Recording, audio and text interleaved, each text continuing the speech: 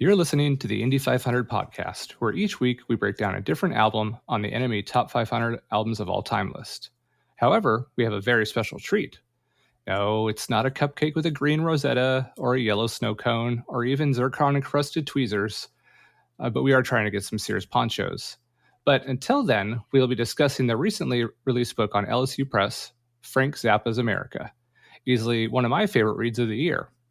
The book takes a deep dive into Frank's musical genius, his critiques of white Christian nationalism, amongst other groups and ideologies, his valiant effort to champion free speech in the United States, shout out to you, Tipper Gore, advocating for civil liberties and education, as well as maintaining democracy and encouraging the visibility and promotion of diverse voices and marginalized communities. I'm thrilled today to welcome the author of this incredible book, as well as the author of U2's The Joshua Tree, Planting Roots in Mythic America, and coming in the fall, U2 Until the End of the World, Mr. Bradley Morgan. Bradley, thanks for joining me. Thank you, Philip. It's an absolute pleasure to be here. Thank you. Absolutely. So, what was your gateway into Frank Zappa? Where did you start? Because, I mean, you probably had some musical interest before you started doing a deep dive, right? Oh, yeah, I was really interested in music, but Frank was not someone that came on my radar until college. In high school, I was listening to a lot of Dylan, the Beatles, Police, The Clash were huge for me. But Frank came to me in college. I'm not sure exactly how, but my introduction was his 79 album, Joe's Garage, which, for all the things that Frank is defined by, his provocative lyrics, his music capability, as well as his remarkable political philosophy, that was such a boon for me. And I'm really glad I had that entry point, as opposed to some of the albums that, other great albums like Apostrophe or certainly like Overnight Sensation or any of those early ones like Hot Rats.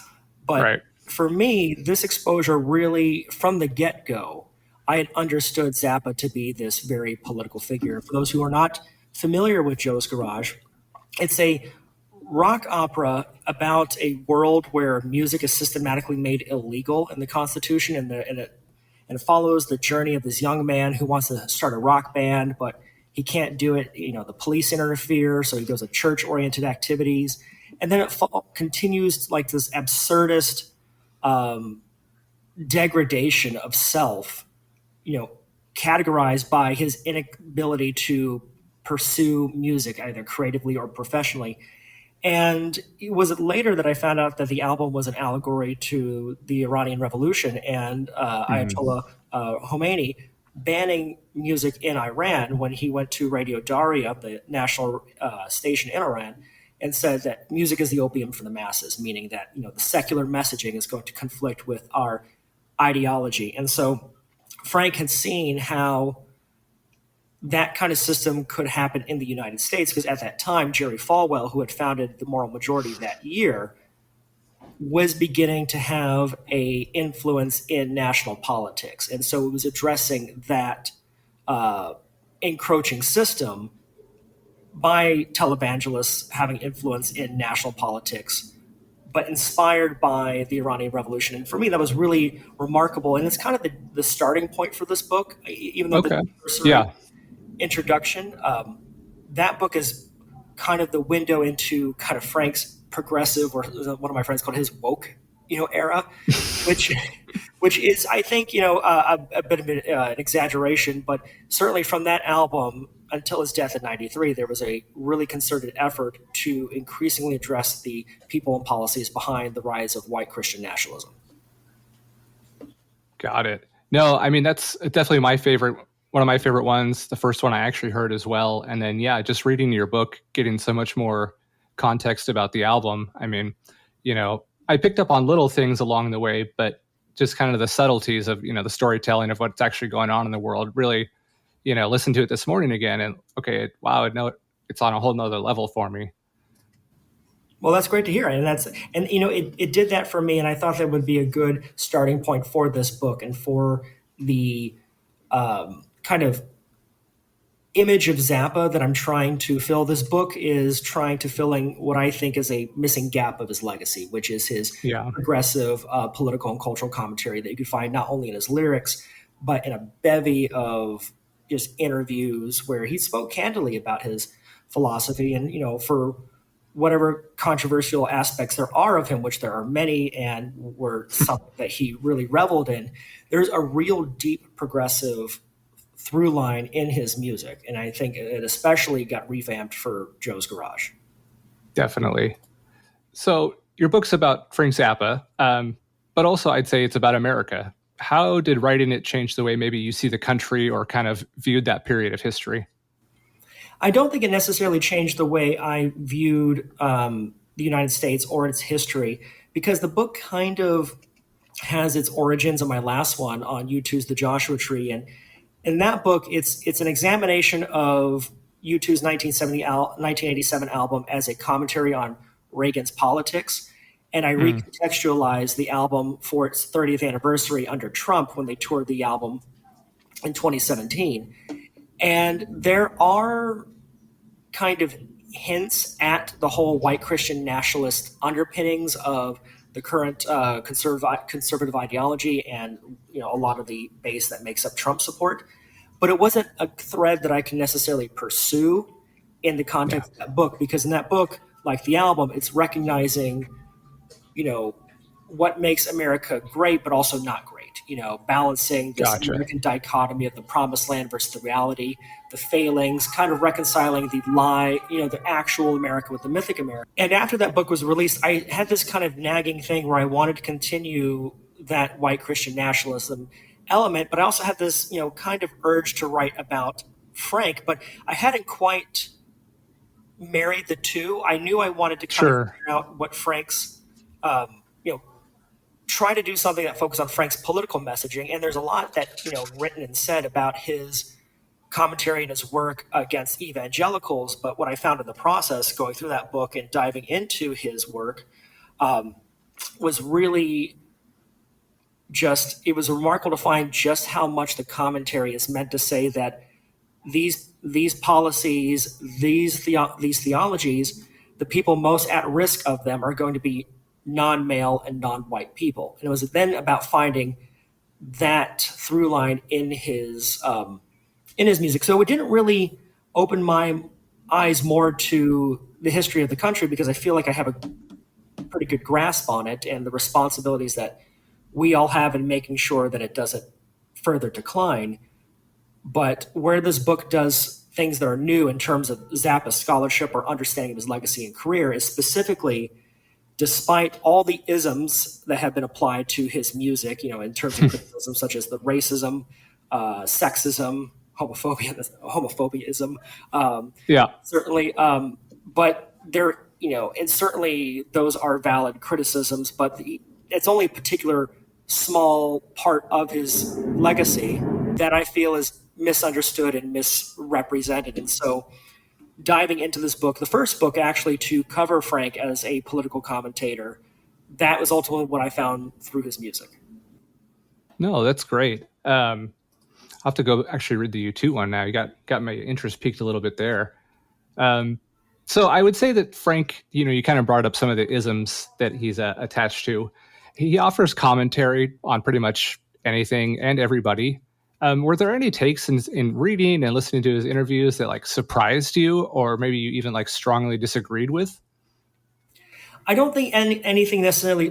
I won't say anything did not necessarily surprise me, because kind of uncovering the subtext, of his commentary about America, and really, I think this book at its heart is a commentary about race in America over the last 50 to 60 years through the lens of Frank's music, because it not only examines the issues at the time that his music was responding to, but how those issues have since evolved. And in terms of trying to reconcile with things I disagreed with, I mean, there's points here or there of his political philosophies that are just okay, certainly he had attitudes about women that weren't necessarily as progressive as they should have been. For example, from the Mothers of Invention record, there is a track called "Harry, You're a Beast" on I think Harry, is that on Freak Out or We're Only in It for the Money? I think we're only in it for the money. Yeah, it is on We're Only in It for the Money. I should know. I wrote a book about it. So, and in that, it's kind of like this exaggerated stage play of this man and this woman kind of arguing. And at the end, there's this commentary that says, "American womanhood, this is you." And he got criticized for this being a very sexist statement, but his attitude really kind of mirrored the general philosophy that you would found in Betty Friedan's The Feminine Mystique that was published earlier in the decade, which, for those who may be unfamiliar with the book, it kind of opened up a world of possibilities for a specific class of white women in America who realized, okay, there could be more to my life than just being a mother and a wife.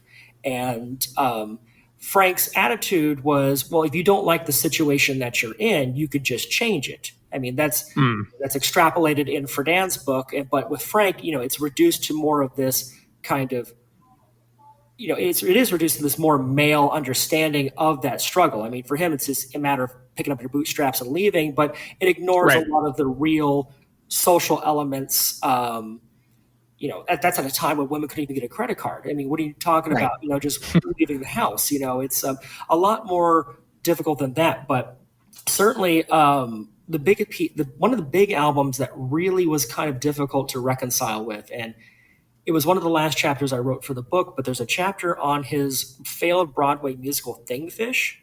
So for those who aren't familiar, he had this grand vision to throw a Broadway production about an album where a part-time theater critic colludes with the government to create a poison that is specifically meant to kill off gay and black people. And the whole album is an allegory to the AIDS crisis. So it was like Zappa responding to Reagan's lack of response to the AIDS crisis. And he has some sort of conspiratorial views about where AIDS comes from. And certainly that's been a criticism of Frank over the years, was that he was a conspiracy theorist. And, certainly, elements where, you can say he had conspiratorial views, but in kind of approaching that album and breaking down the album, it was trying to figure out why and how he had those views. And the reason why he made that album was because there was an actual historical precedent to his views. And it was the Tuskegee syphilis study, where hundreds of black men over 50 years at Tuskegee University were subjected to medical experiments where they were intentionally injected with syphilis, and a lot of these men had died, and that was uncovered in the 70s when that news broke out. And so his whole attitude was, okay, we have a Republican in the White House who is being emboldened by a far-right evangelical fringe movement, and they have particular views on the LGBT people. They have particular views on non-white people. So for him, there had already been this history of the United States systematically on an institutional level failing black people. And so I had to kind of wrestle with that album. It's also an album where the racial stereotypes are kind of turned up to 11 in this very satirical, mocking way, which is saying a lot for him. I mean, because he wasn't shy on some of them prior to that album.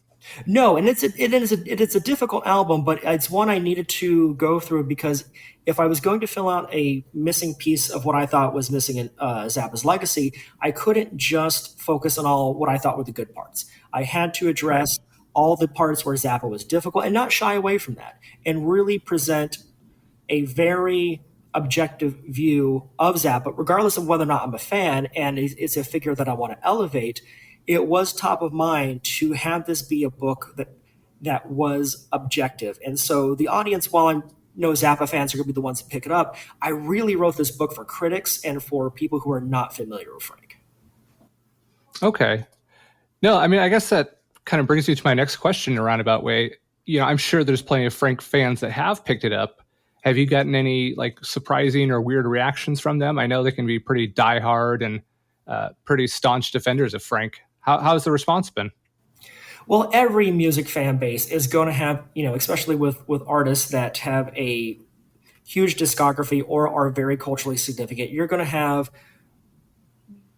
aspects of any fandom that are going to be Puritans. There's, unless it comes directly from the artist, they're not going to care. And For the most part, the reception has from Zappa fans has been positive. I've tried to do a little bit of a hustling of the book on the side, and I went to go see a couple of Zappa alumni at a club nearby, like with Ray Oh, White. nice. Yeah, it was really fantastic. Robert Martin, it was like Scott Tunes. He wasn't there, but he's like part of that whole thing. And I would talk to people in between the sets, and I was talking about this book to a couple of people outside, and there was like this old hippie guy, and he goes, "Man, there's only one book you ever need about Frank, and it's the one he wrote, man." And he just like jumped off, and it's just that to me is just funny, but. There is a mention of my dealing with the Frank community in the book because, we were just talking about Thingfish. I really wanted to find writing about Frank from people who weren't white men. I wanted to find a critical analysis of Frank in some form by women or people of color. And I would go to like Zappa fan groups and just make posts like, "Hey, I'm writing this book. Do you have any Yeah. resources?"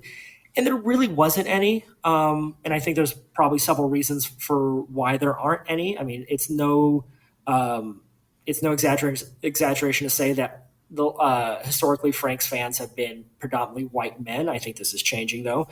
But and there were people who sent me links and things to people who knew Frank or had played with him, but that wasn't quite what I was looking for. But then there were people who would Sure. pop up and say like, "Well, why do you need that for, huh?" Like really questioning my motivations. And even before, like 3 months before the book got published, I got banned from one of the largest Facebook groups for Frank Oh, because no. the book was political, and they banned me for that. And so Wow. there are conservative fans of Frank's, and much like there are critics or people who may not have the most accurate understanding of Frank. While my book is certainly a one viewpoint, albeit I think a very heavily referenced and heavily cited viewpoint, there are Frank fans out there who take out of context clips, like from Crossfire, where he says he's a conservative, and what they're really doing is they're trying to project something onto that label that may or may not be accurate. Got it. So I would ask too, during your time doing the research and writing, what was like the weirdest rabbit hole or unexpected tangent you fell into? Any kind of threads that came out of nowhere and didn't expect to see or didn't expect to learn about? One of the things that really surprised me the most when I was researching into Frank had to deal with one of the biggest aspects of his legacy, which was his testimony to the Senate against the PMRC and the issue of putting warning labels on albums. And when people think about Frank, or what's largely considered as part of his legacy, he has that aspect of him that's considered this political commentator or this advocate for free speech, because he did this really brave thing, speaking out. And from that, it's a very fascinating thing where his speech kind of gets distilled into advocate for free speech.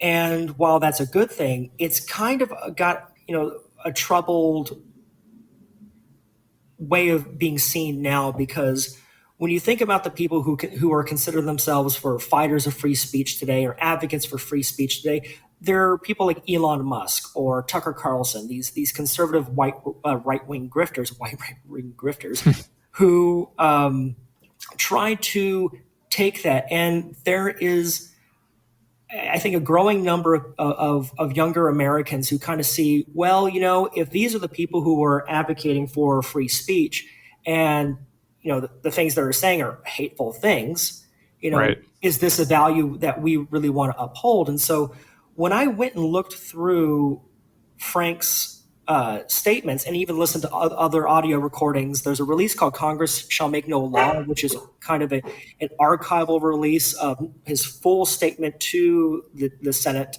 committee, as well as like other kind of statements he was making. And there's even some extra audio from those hearings. But it was really surprising that at the basis of what he was saying was not necessarily like a free speech stance, but he put the focus as a consumer protection issue, because so at the time of these PMRC hearings, you also had the recording industry really fighting hard against cassette tapes and home recording. And what the Senate committee was trying to do was pass this legislation called like HR Bill 2911, which is like the home tape recording tax act. I don't remember the specific name of it, but what it was trying to do was put a tax on tape to make up for the lost revenue in the recording industry from music piracy. And you can't really sell support, public support on something like that too well, because it's just so in the weeds of just business and industry that you need something a little bit more enticing to shake it up. And so, there was the PMRC, who were made up of the wives of members of the Senate committee or other prominent members in the DC area, other prominent figures in the DC area. I think one of them was like a major real estate developer. And so they kind of sold this idea that we need to target music that has, inappropriate lyrics, inappropriate videos, because it's going to be something that corrupts our children and impacts their mental health. And Frank was certainly, against that particular viewpoint, but his way of framing the argument was that he had no problem with putting materials on the albums or in the albums that would give parents better understanding of what their children were listening to, or provide them, more information to make the decision as consumers and as parents. But he was really trying to drive home that the PMRC was a way to kind of levy a private tax onto the American public. Like, we would be subsidizing, this lost revenue for this corporation. And he just wanted, we can put whatever materials we want on these albums, but we just need to find a way to pay for it that isn't the responsibility of the taxpayers.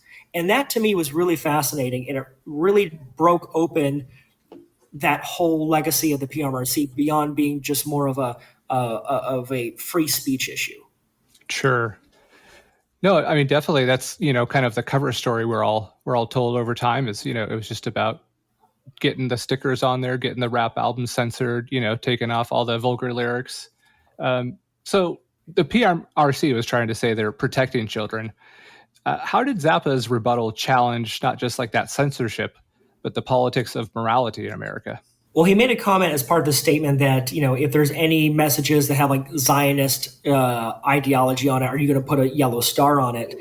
And he was really trying to, outside of that statement, but in media appearances on CNN or Crossfire or ABC or Nightline, wherever he would speak, and he spoke at a lot of places, that's where he did try to draw in, this is being driven by a morality. There's a very famous clip that gets circulated on social media where he's on, it's from 1986, he's on the show CNN Crossfire, and he's talking about how, these are just words and parents can make, decisions, and it's not up for any religion to, force their viewpoint on other people. And he says that, he gets challenged for that. He gets called a communist. He gets told that, we have to have some sort of system of morality. And he said, we need to have morality based on behavior and not based on, religious philosophy. And he had this concern that these kind of culture war issues were what was ushering in a fascist theocracy. If you've not seen the clip, I would go to YouTube, Frank Zappa, CNN Crossfire, 1986. What he says is so prescient. It's incredible. Well, I said I agree with Mr. Zappa that the first line of defense and responsibility is the parents. But what I do not agree with is that the parents have to stand alone, and we are not entitled to call upon our government to help us in the fight against this kind of filth. What government censor is going to decide for you? It's not. Tom, I've heard you say repeatedly on this show that we are our government, that we're allowed to call on our government. Well, you have to have a man who is the censor, or a woman. They have to decide this Lofton can hear and this Lofton cannot hear. Tom, it would work the way the implementation of any law works. You pass a law, it has words in it, and then the elected representatives of the people try their best to apply it. It's the way you do it with everything else. Will they apply it perfectly? No. But we're entitled to use the force of our civil government to help protect our families. How could you oppose that? Does the government have any purpose, Frank? Yeah, it has a number of purposes. What is it? I'm not going to give you a civics lesson here, but I'll tell you one thing. We must not see eye to eye on the idea of a government that must forbid things in order to protect What is families. the government's role? You've told me several times what it shouldn't do. How about national defense? Yeah, I consider this national defense, pal. Our families are under attack from people like you with these lyrics. John, you don't have to buy them. Mr. Zappa, could I make a statement about national defense? Yeah. The biggest threat to America today is not communism. It's moving America toward a fascist theocracy. And everything that's happened during the Reagan administration is steering us right down that pipe. Oh, Mr.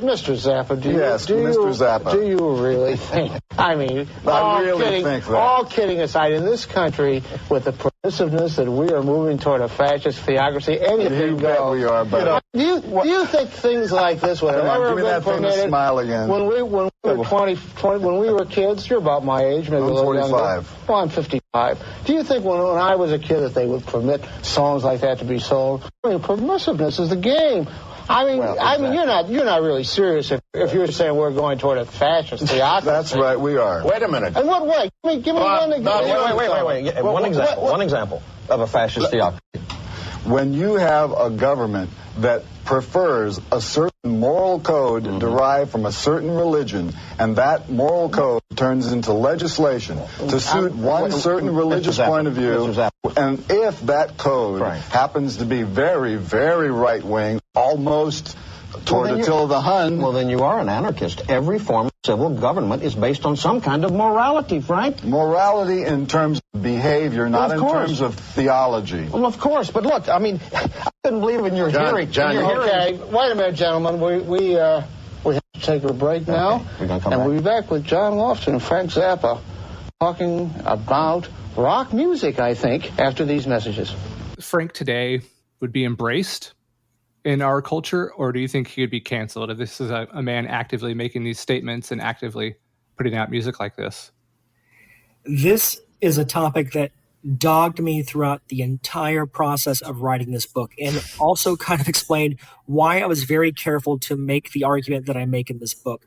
Because I think if someone else had gotten to writing about Frank as a political commentator and his political philosophy, I think some other writers could have turned this book into a book about woke or cancel culture, how you can't say anything anymore, or like they can't make that stuff today. Right. And for me, as far as anything would Frank, and I even had the book saying why I didn't go in that direction. The epilogue called Have I Offended Someone, which was named after a compilation of Frank's, goes into kind of the how and why the book came together. And I specifically address why I didn't go in that direction. Instead, rather addressing Frank's legacy in music from an institutional perspective, like how institutions of media, business, government, religion impact our lives in a myriad ways. And the thing I had to really stick to was that Frank died in 1993, over 30 years ago, and we don't know what he would say now. And when anyone has any conversation about what would the founding fathers say or who would say about things now, it's really becomes an avenue to project prejudices and biases. And a lot of the criticism about Frank, especially with regards to what he would say today, I see comments online where he say he had a libertarian, like for example, he had a libertarian outlook, so he'd still be a libertarian today, and they project whatever they have on that label. Right. On that, and even the whole thing about what he would say today, really also doesn't even take in account that Frank could be an entirely different person. I mean, in 1988, he gave up rock music. And, I don't know if he would have ever returned to rock music, but, he had 5 years where he was not playing rock music, where instead he was focused on orchestral works, synclavier works, and maybe he would not even be concerned with America at this point, or maybe he still would be. And I think it also kind of ignores the idea that in the years before he passed away, he really understood how much Eastern Europe really valued him as an artist and as a figure and as a cultural icon and a cultural symbol for freedom and integrity. And Frank was somebody who always wanted to go to where people wanted to hear his music. Yeah. And I think that seeing, if you saw that Zappa documentary that what Alex Winter did, there's footage of him going. Fantastic, yeah. It's a great documentary. He goes to Czechoslovakia, and he talks about how he was swarmed by 5,000 people at the airport. He never had that kind of reaction in the U.S. or the UK. So, and these were people who really understood the message, and even just to hear the music, the people under Soviet rule, the violence would be inflicted upon them. Frank told stories in interviews about meeting people who risked their lives just listening to Zappa bootlegs. Right. Well, there's a statue in Lithuania as well, I believe, in honor of Frank, kind of celebrating that post-Soviet freedom and, just having that ability for finally to listen to what they want and, do a little bit more of what they want, as opposed to having to hide in, underground clubs just to listen to records. Yeah. Something we take for granted. Exactly. So are there any modern artists or thinkers that carry the Zappa torch today?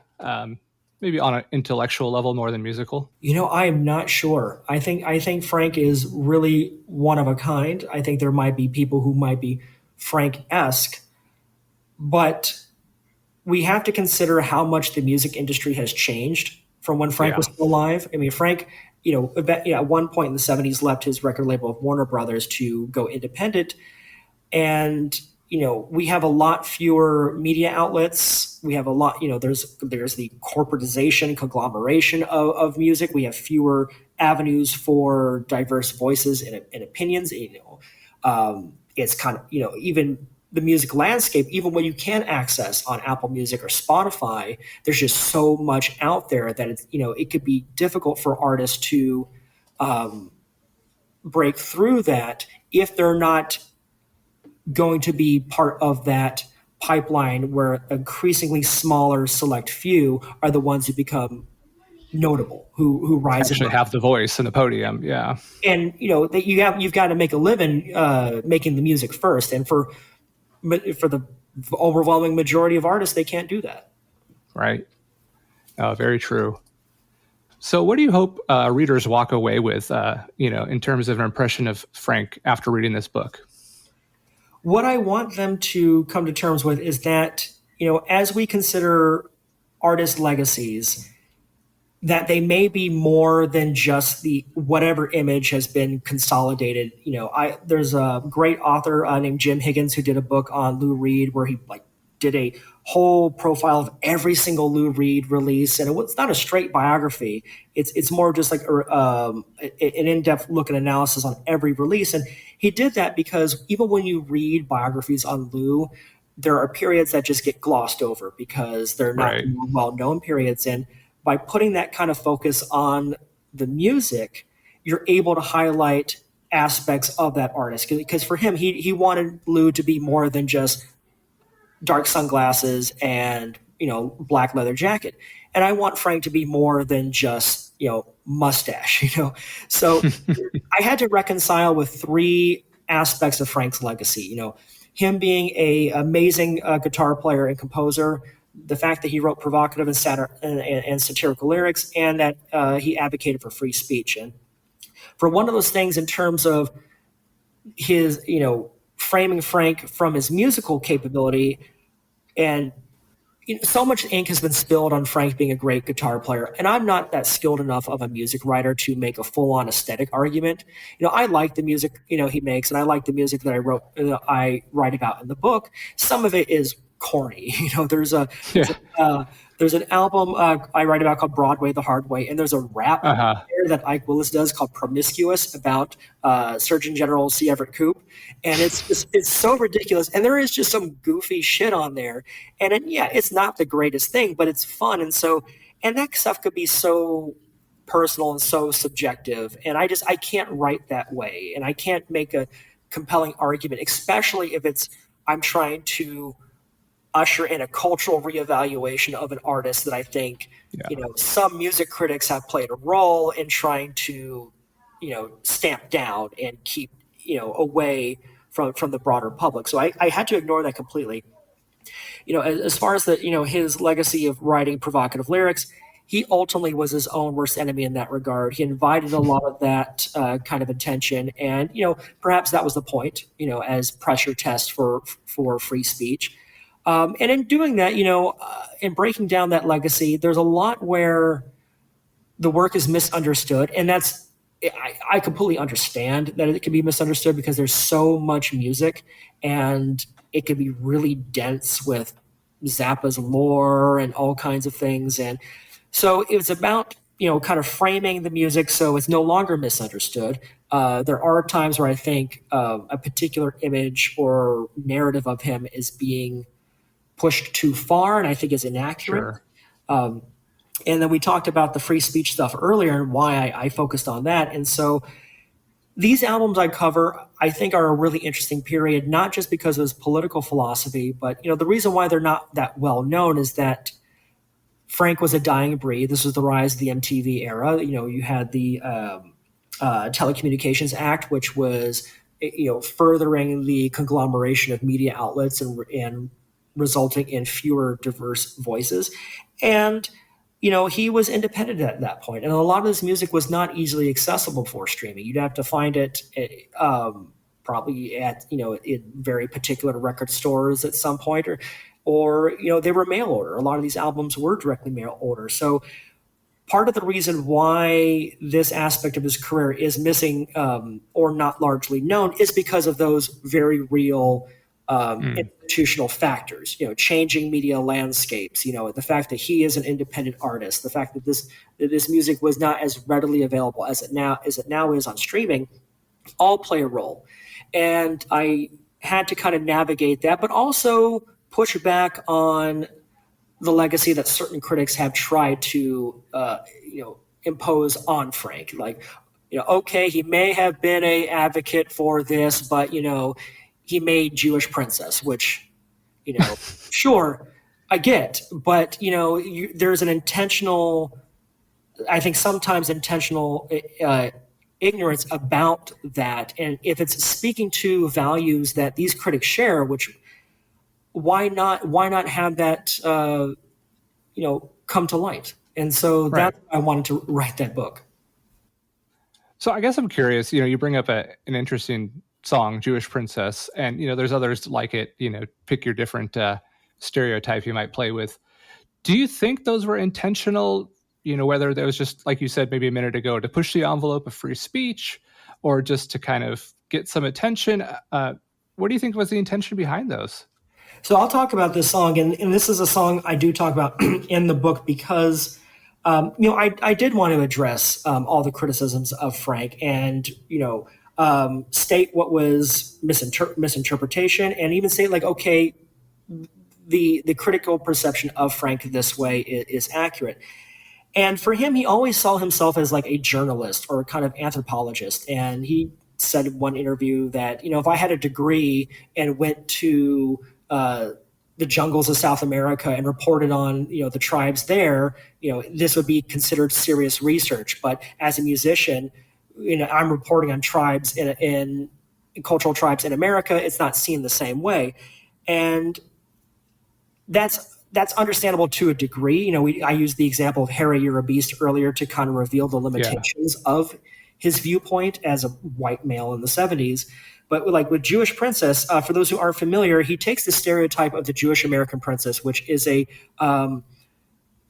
stereotype of a wealthy, spoiled, elitist Jewish woman. And when that song was released, he got a lot of flack from the Anti-Defamation League, rightfully so. And his attitude was, I didn't make up this stereotype. This stereotype exists. Right. Just making a song of it, which goes into the whole thing of, he sees himself as this cultural anthropologist, but, there are limitations to his thinking. As progressive as a lot of his outlook was, there is still some limitation there. And I bring that up, and I bring it in relation to another track that came out that year called Packard Goose from Joe's Garage.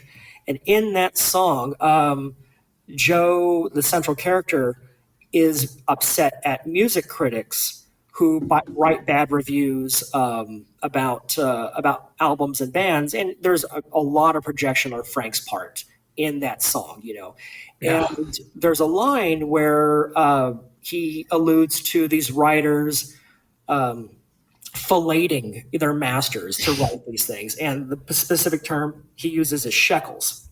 And shekels is not an inherently anti-Semitic term, but in the context when you're referring to media, which has really been dogged with anti-Semitism for many decades, for a long time, because of the belief that Jews control the media, which is a damaging anti-Semitic viewpoint.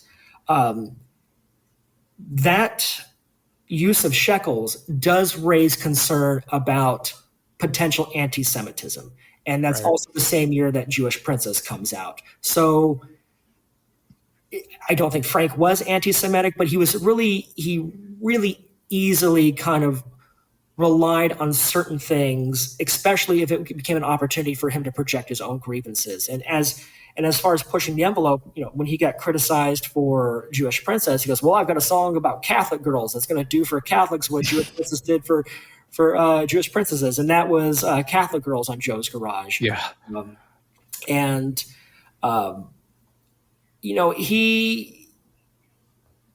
He brought that upon himself. I mean, certainly. And maybe that was the point. And certainly when those come up, those are valid criticisms of his work, but they just happen to be the most notorious aspects of his career. The guy who wrote my foreword, brilliant writer named Jeremy Ritchie, when I started writing this book, I was reading through a book he did about the Dutch actress Sylvia Kristel, who was very well known for doing the erotic Emmanuel films. And she was somebody who really tried to break out of that, but she kept getting typecasted in these kind of art house erotic films because of the legacy of Emmanuel, and she's only really known for Emmanuel. You have this brilliant actress who's only known for the most provocative parts of her career.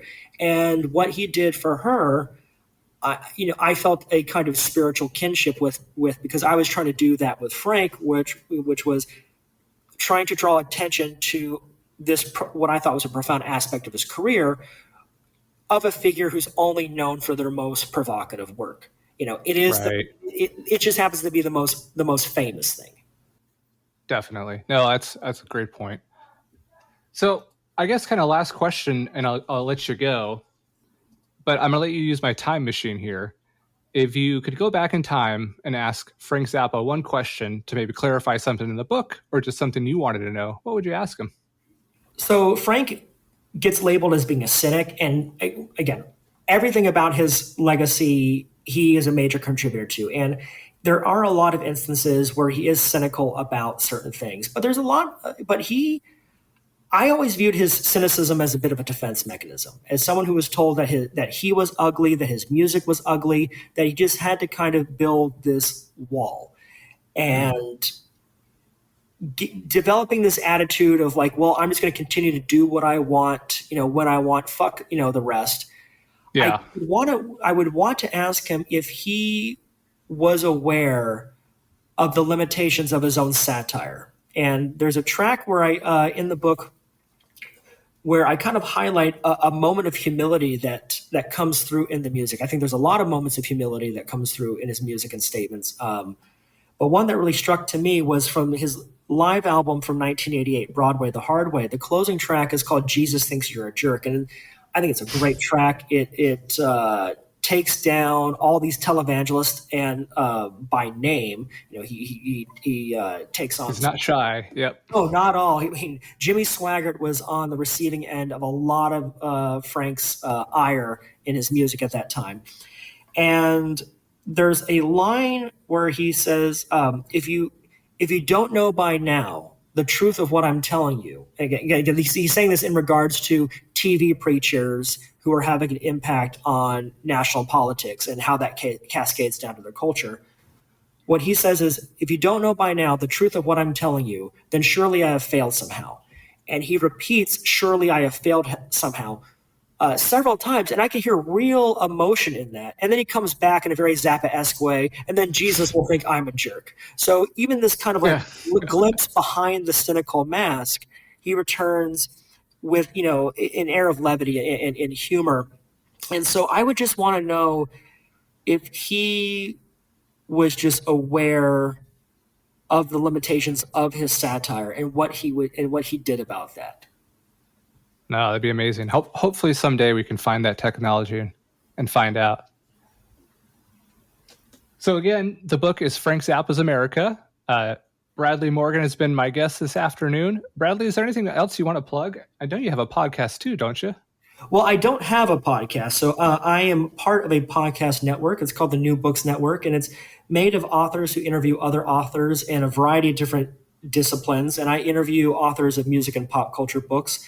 And it's a network where there's hundreds of different hosts in different academic disciplines who do these interviews. And I'm just happy to play my small part in that. So it's great.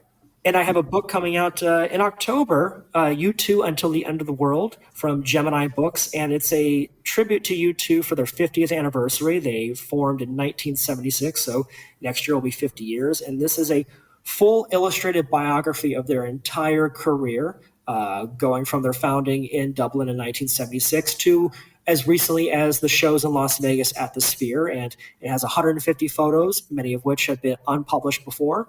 And it's a great, gift for, I think, not only people who just love U2, but want to learn more about U2. I was really careful about how to tell their story and how to structure that story. And so I got to pack in so much history and anecdotes and analysis, and I think, it does something really special with them, and it was a really great opportunity to write about them. My dad says it's the kind of book you could buy at Costco.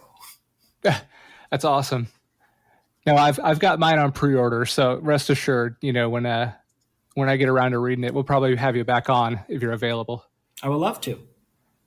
All right. Well, thank you again, Bradley, for joining me this afternoon, and I hope to talk to you soon. All right. Thank you, Philip. This has been really great.